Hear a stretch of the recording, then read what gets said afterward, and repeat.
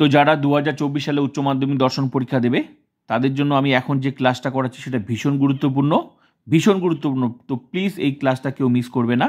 আরেকটা কথা বলছি, তুমি যদি আমার চ্যানেলে নতুন হয়ে থাকো তো প্লিজ চ্যানেলটা সাবস্ক্রাইব করবে, সঙ্গে বন্ধুদেরকে শেয়ার করবে, কারণ ইউটিউবে একমাত্র ডিজিটাল ফেলোশিপ টিউশন আমার, যেখানে পড়লে সরাসরি পরীক্ষা দিতে যাওয়া, মানে টিউশন যেখানে ফুল কোর্সটা একদম ফুল কোর্স, প্রত্যেকটা অধ্যায় লজিক, সাজেশন, সিলেবাস অনুযায়ী সাজেশন ভিত্তিক লজিক, নোট, এমসিকিউ, এসিকিউ সব কিছু আলাদা করে সাজেশন সব কমপ্লিট করে দিয়েছি। পুরো টিউশনটা প্লে লিস্টে গিয়ে যুক্তি থেকে আরম্ভ 12টা অধ্যায় সিরিয়ালি সাজানো আছে, কমপ্লিটলি সাজানো আছে। আর একবার লজিক ক্লাসগুলো করো, সেই লজিক আর জীবনে ভুলবেন 100%। আর এমসিকিউ আর এসিকিউর ব্যাপার, সে তো প্রত্যেকটা অধ্যায় থেকে লিখে দিয়েছি, যে অধ্যায় থেকে সিলেবাস আর সাজেশন ভিত্তিক আছে লিখে দিয়েছি, এমসিকিউ উত্তর সহ লিখে দিয়েছি সিলেবাস অনুযায়ী। সঙ্গে যেগুলো লজিকের প্রশ্ন, যেগুলো এমসিকিউ সেগুলো লিখে দিয়েছি, ওই প্রশ্নগুলো কীভাবে ঘুরিয়ে আসে সেটাও এক্সট্রা ক্লাসে প্র্যাকটিস করে বুঝিয়ে দিয়েছি, যে এই প্রশ্নটা এইভাবেও হতে পারে, এইভাবে হতে পারে। সেগুলো হচ্ছে প্রত্যেকটা অধ্যায় ধরে ধরে করানো আছে, সুন্দর করে সাজানো আছে, প্লে লিস্টে অধ্যায় ধরে ধরে করানো আছে, যা আছে সব একদম সুন্দর করে খাতার মতো করানো আছে প্লে লিস্টে, যুক্তি থেকে আরও 12টা অধ্যায়। তো ওগুলো ফুল টিউশনটা করে নেবে। তো এখন যে ক্লাসটা করাচ্ছি তার আগে প্লিজ বন্ধুদেরকে শেয়ার করবে। তো এখন যে ক্লাসটা করছি সেটা ভীষণ গুরুত্বপূর্ণ। তোমাদের অনেকের প্রশ্ন হচ্ছে, প্রথম প্রশ্ন হচ্ছে, স্যার পরীক্ষায় লজিক আর নোট দুটোই একসাথে করবো কিনা। একটা একটা করে আমি প্রশ্ন বলছি, তাড়াতাড়ি বলছি। পরীক্ষায় লজিক আর নোট দুটোই একসাথে করতে পারবো কি না, এটা হচ্ছে প্রথম প্রশ্ন। ভালো করে শুনবে। প্রথম প্রশ্ন, লজিক আর নোট একসাথে করতে না। আমি বলছি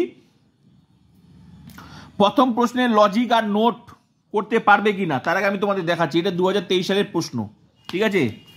আগে আমি তোমাদেরকে বুঝিয়ে দিচ্ছি বিষয়টা, তারপর মানেটা বুঝবে। এটা প্রথম প্রশ্ন এ, 3 এ, এটা নোট, বচনতা থেকে নোট, এটা 23 এসেছে নোট। এটা নোট অথবা দিয়ে কি আছে, আমি প্রত্যেকটা অধ্যায় থেকে বলেছি, অথবা দিয়ে লজিক থাকে আর নোট থাকে। প্রথমে নোট থাকে, তারপর বচনতা থেকে প্রথমে নোট, তারপর লজিক, এই যে লজিক। এবার প্রশ্ন হচ্ছে, তোমাদের প্রশ্ন, স্যার লজিক আর নোট দুটো করতে পারবো কিনা। আমি বলছি লজিক, এই প্রথমকার এর প্রশ্নের দুটার যে কোনো একটা করতে পারবে, হয় নোটটা করবে না হলে লজিকটা করবে। তারপরও আরেকটা প্রশ্ন,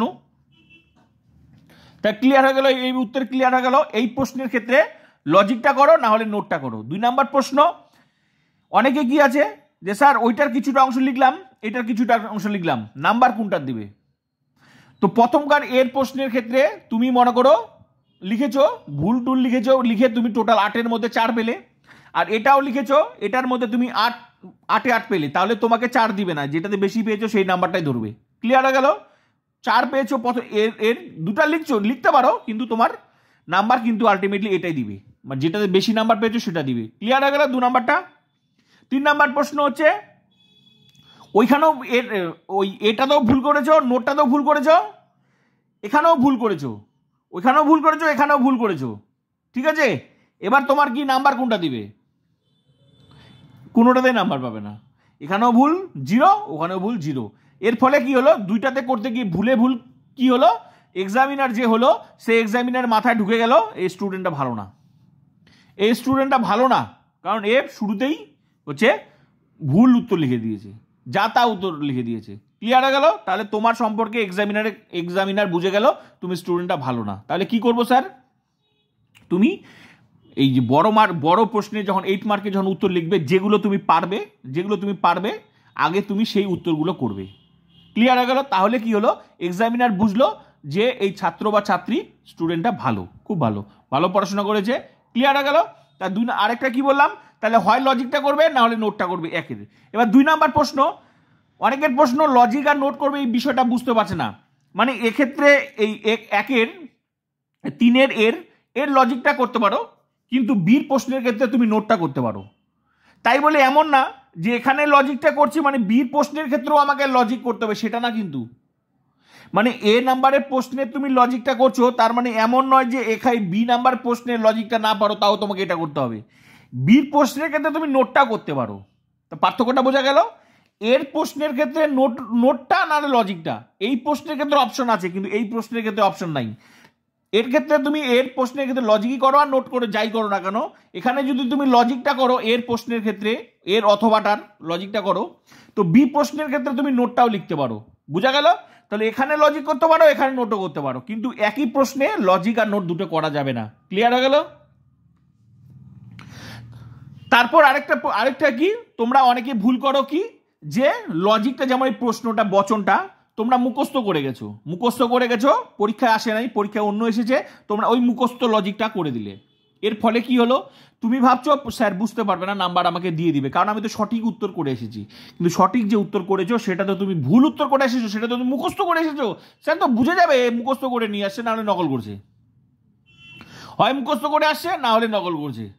ব্যাস, খারাপ প্রভাব পড়ে গেল তোমার সম্পর্কে। স্যার বুঝে গেল যে এই স্টুডেন্টটা পড়াশোনা করে নাই, এটা হয় কারো কাছে নকল পেয়েছে, না হলে বাড়ি থেকে মুখস্থ করে আসে, কিছু বুঝে নেই, আলটিমেটলি নাম্বারটা পাবে না। এর ফলে কি হলো, তুমি যদি ওই নাম্বার হয়তো তোমার একটুর জন্য র্যাঙ্ক হচ্ছে না, বা মনে করো তোমার পাস করছো না, আর একটু ভালো নাম্বার পাচ্ছ না, হ্যাঁ, এটা আর দিবে না।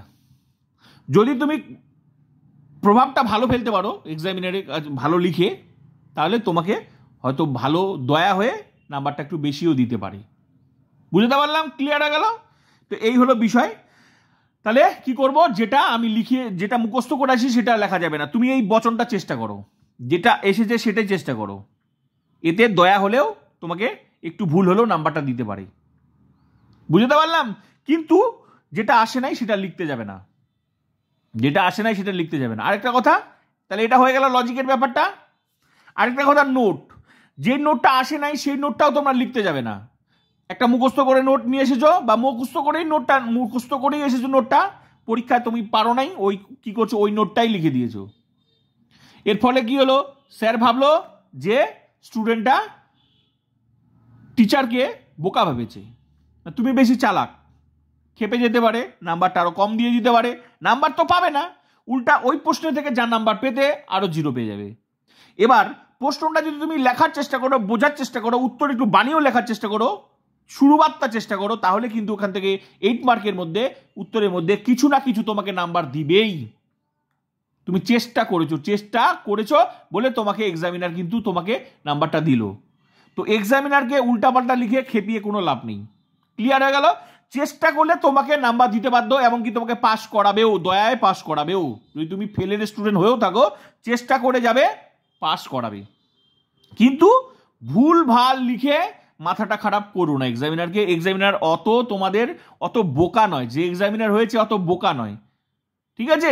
আরেকটা কথা, অনেকে ভাবছো যে স্যার খারাপ হাতের লেখা হলে কি নাম্বার কম দিবে? আমি বলছি না, দিবে না। হ্যান্ড রাইটিং এর উপর এখন আর নাম্বার সেভাবে হয় না, হ্যান্ড রাইটিং এর উপর এখন নাম্বার কোনো হয় না, তুমি জিনিসটা লিখছো কিনা সঠিক, সেটাই হচ্ছে সেটার উপরে নাম্বার। হ্যান্ড রাইটিং এর উপর আর কোনো নাম্বার এখন কাটা যায় না, কাটে না এখন আর, ঠিক আছে? বিষয় হচ্ছে, হ্যাঁ, তাই বলে কি এমন লিখেছো এক্সামিনার বুঝতে পারছে না, সেটার ক্ষেত্রে কি, এক্সামিনার যদি বুঝতেই না পারে তাহলে নাম্বার কি দিবে? তাহলে এমন ভাবে লেখো, একটু বড় করে লেখো, এমন ভাবে লেখো যাতে বুঝতে পারে তুমি কি লিখেছো, সেটা বোঝানোর চেষ্টা করো, তোমাকে নাম্বার 100% দেবে, গ্যারেন্টি দিয়ে 100% নাম্বার পাবে। তাই হাতের লেখা বলতে, হাতের লেখা মানে একদম টাইপিং হওয়ার দরকার নাই, বোঝা গেলেই হলো, ব্যাস, তাহলেই তুমি 100%ও নাম্বার পাবে, ঠিক আছে? এই হচ্ছে বিষয়। আর নোট বললাম, যেটা নোট আসেনি সেটা লিখতে যাবে না, এক্সামিনার মাথাটা খারাপ করবে না। যেটা এসেছে ওইটা সম্পর্কে বানিয়ে চেষ্টা করো, না পারলে বানিয়ে রাখার চেষ্টা করো, পারবে। তাও সেটা শুধু ফিলোসফির ক্ষেত্রে বলছে, যে কোনো নোট, যে কোনো অফিসের ক্ষেত্রে বলছি কিন্তু। আর যদি তুমি পড়ে থাকো, আমি তো বললাম কোনোটাই হবে না, আমি তো ফুল টিউশন কমপ্লিট করে দিয়েছি, প্রত্যেকটা অধ্যায় এমসিকিউ, এসিকিউ, লজিক, সেগুলো 100% পারবে। তো এই হলো বিষয়। এবার হচ্ছে প্রশ্ন এমসিকিউ, এটা তো নোটের ব্যাপার, ক্লিয়ার হয়ে গেল। নোট আর লজিকের মধ্যে যেটা আসেনি সেটা করার চেষ্টা করবে না। এবার হচ্ছে এমসিকিউ আর এসিকিউ।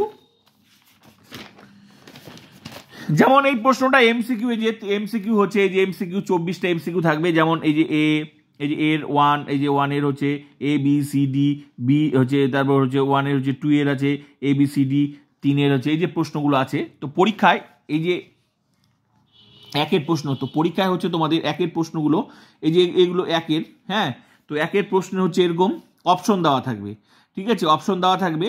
এবার হচ্ছে বিভিন্ন অপশন দেওয়া থেকে তোমাকে কিন্তু সঠিক উত্তর কিন্তু এই যে করতে হবে, এরকম এই যে 2 নাম্বার অপশন আছে, এরকম হচ্ছে করতে হবে, ঠিক আছে? এরকম ঘর দেওয়া থেকে পরীক্ষায়, হ্যাঁ, এরকম পরীক্ষায় কিন্তু ঘর দেওয়া থাকবে। তো এরকম একের প্রশ্ন, এই যে এমসিকিউ, এই যে এমসিকিউ, তার মানে একের কোনটা উত্তর, এ বি সি ডি। তো পরীক্ষা কিন্তু এরকম কিন্তু একের এমসিকিউর যে 24টা আছে এরকম কিন্তু সিরিয়ালি সাজানো থাকবে, এরকম এরকম সাজানো থাকবে, এরকম সাজানো থাকবে। তো এরকম এরকম পরপর থাকবে সাজানো, ঠিক আছে? তো এরকম পরপর সাজানো থাকবে। তো এরকম এই রাউন্ড করে 24টা প্রশ্ন সাজানো থাকবে তোমাদের পরীক্ষায়। এবার তোমরা কি করবে, তোমরা হতো এই যে প্রশ্নটা আছে একের, তোমরা কিন্তু এই যে যেটা উত্তর মানে এ হবে না বি হবে না সি হবে না ডি হবে, তোমরা কি করবে, এই যে এটা এখানে এও লিখতে পারো, অনলি এ, একের প্রশ্নের এ, কারণ এখানে বলে দিয়েছে একের প্রশ্নের এ। আবার এর উত্তর যদি হয় মনে করো এটা লিখে দাও, মনে করো, ঠিক আছে? মনে করো যদি বি হয় তাহলে এখানে বি লিখে দাও, মনে করো সি হলো তাহলে এখানে সি লিখে দাও, মনে করো ডি হলো তাহলে এখানে ডি লিখে দাও। তো যাই হোক উত্তর তোমরা সেটা কিন্তু করে দিবে। মানে এখানে যদি এও হয় তা এও করবে, যদি বিও হয় তো বিও করে দিবে, যদি ডি হয় তো ডি করে দিবে। তো নিশ্চয়ই তোমাদের আর অবরোহ যুক্তির আলোচ্য বিষয় হলো যুক্তির ড্যাশ, আকারগত বৈধতা না বস্তুগত সত্যতা না সামান্যীকরণ না আরো লাখ আকারগত বৈধতা। নিশ্চয়ই অপশনটা কি হবে, এই হবে, এটাই হবে। তো 4টা অপশন আছে, 4টা অপশনের মধ্যে আকারগত বৈধতা এ অপশনটা, শুধু এটা লিখে দিবে,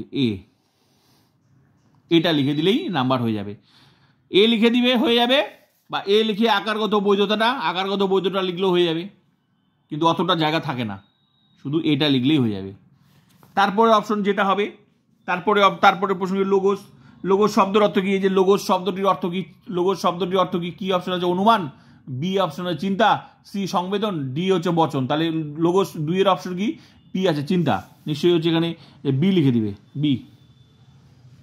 পাশে চিন্তাও লিখতে পারো, অসুবিধা নেই, কিন্তু বি লিখলেই হয়ে যাবে, বেশি খাইটে লাভ নাই, শুধু বি লিখলেই হয়ে যাবে। কারণ তোমাকে অপশনটা জানতে চাইছে, কারণ অপশন তো ওখানে তো অপশন তো দেওয়াই আছে, যে এক্সামিনার আছে তার কাছে তো প্রশ্ন থাকবেই, শুধু বিটা লিখলে হবে। বি মানেই হচ্ছে চিন্তা, মানে আলটিমেটলি 2টা লিখে কোনো লাভ নেই, লিখলেও কাটা যাবে না, ঠিকই আছে, সময় নষ্ট, শুধু বি লিখলেও হবে, এখানে বি লিখলেও হবে। তো এইভাবে তোমাদের প্রশ্নের উত্তরগুলো লিখতে হবে। এটা হচ্ছে এমসিকিউ। এবার এসিকিউ বিষয়গুলো আমি তোমাদেরকে বলছি। এই যেমন এসিকিউ, এই যে এসিকিউ যেমন 2 এর, তাহলে এমসিকিউ ব্যাপারটা হয়ে গেল। তো শুধু অপশনগুলো লিখবে এখানে, শুধু অপশনগুলো। অনেক তোমরা আবার এই ভুলটা কখনো করো না, এগুলো কিন্তু সিলেক্টেড, এটা কিন্তু সিলেক্টেড। তো এগুলো যেভাবে আসবে তুমি কিন্তু এগুলো আবার ওই খাতায় লিখতে যাও না, এগুলো এই পেজটা কিন্তু তোমার সিলেক্টেড পেজ থাকবে, এটাতে তোমার নিজের কিছু করার নেই, এটা সিলেক্টেড থাকবে, যেখানে যেটা অপশন সেখানে সেটা বসিয়ে দিতে হবে, এটা আলাদা করে অন্য কোথাও লিখে লাভ নাই। এর ফলে কি হবে, এক্সামিনার বুঝতে পারবে না কোথায়, যে এখানে এই যে এমসিকিউ ঘর কলাম দেওয়াই আছে, 24টা থাকবে, সেখানে 24টার মধ্যে সঠিক উত্তর না পারো কোনো ব্যাপার না, কিন্তু ওখানেই লিখতে হবে, ওর মধ্যে সিলেক্টেড, অন্য জায়গায় লিখে লাভ নেই, নাম্বার পাবে না। ঠিক আছে, গেল এটা, শুধু অপশনগুলো বলতে হবে। নেক্সট 2 নাম্বার এসিকিউ প্রশ্ন 16টা থাকবে। 16টার মধ্যে কি, যে যুক্তির বৈধতা বলতে কি বোঝো, কোনো এই যে প্রশ্নগুলো, এগুলোর প্রশ্নের জন্য নির্দিষ্ট এখানেও হচ্ছে এরকম করে ঘর থাকবে, এরকম করে ঘর থাকবে। তো এটা মনে করো এই যে 2 এর প্রশ্ন, 2 এর কি, এই যে 2 এর এই যে 1 এর এটা, তারপর যে 2, তার মানে 1 এর প্রশ্নের উত্তর এর মধ্যে লিখতে হবে, আর 2 এর প্রশ্নের উত্তর এর মধ্যে লিখতে হবে। তার মানে এই যে 1 যুক্তির বৈধতা বলতে কি বোঝো, এটা লিখতে হবে, অথবা দিয়ে, অথবা তোমার অথবাটাও এখানে লিখতে হবে, আর যেটাই লেখো ওখানে লিখতে হবে, অথবা দিয়ে হাইট, মানে এই যে বৈধতা, নিশ্চয়ই অথবার জন্য আলাদা ঘর দেওয়া থাকবে না, আলটিমেটলি তোমার 2টার মধ্যে যে কোনো একটা লিখতে হবে। তাহলে এই অথবাটার ঘরটাই যাই লেখো আর এই শুরুটাই লেখো, উত্তর কিন্তু এইটাই থাকবে, এরকম জায়গায় থাকবে, মানে একটা প্রশ্নের জন্য একটাই ঘর থাকবে, 2টা প্রশ্নের জন্য 2টাই ঘর থাকবে। তো বুঝাতে পারলাম, এই হলো এমসিকিউ এসিকিউ, আর ওই হলো লজিক আর নোট। তো এইভাবে তোমার 40-80। তো এই ভুলগুলো আবার এই উত্তরগুলো অন্য কোনো খাতায় লিখতে যাবে না, এটা সিলেক্টেড পেজ এখানেই থাকবে, এটা তোমাদের একটা খাতার মধ্যেই থাকবে, এগুলো শেষ হয়ে যাবে, এই পেজটা শেষ হয়ে যাবে, শেষ হওয়ার পর তারপর তোমাদের বড় 8 মার্কের লেখার জন্য জায়গা থাকবে। তারপর মানে এটা এগুলো লেখা হয়ে গেলে এগুলো সিলেক্টেড পেজে থাকবে, এগুলো এটা প্রথমে সিলেক্টেড থাকবে, তারপর কোন সিলেক্টেড থাকবে, তারপর এই পেজটা উল্টে তারপরে তোমাদের 8 মার্কের লেখার জন্য নোট থাকবে, জায়গা থাকবে, লজিক নোট যাই হোক জায়গা থাকবে। তো এইভাবে হচ্ছে তোমাদের 40, 40, 80 বুঝতে পারলাম। তো বাকি ফুল টিউশনটা তোমরা করে নাও, আর প্লিজ বন্ধুদেরকে শেয়ার করে এই জিনিসটা বুঝিয়ে দাও।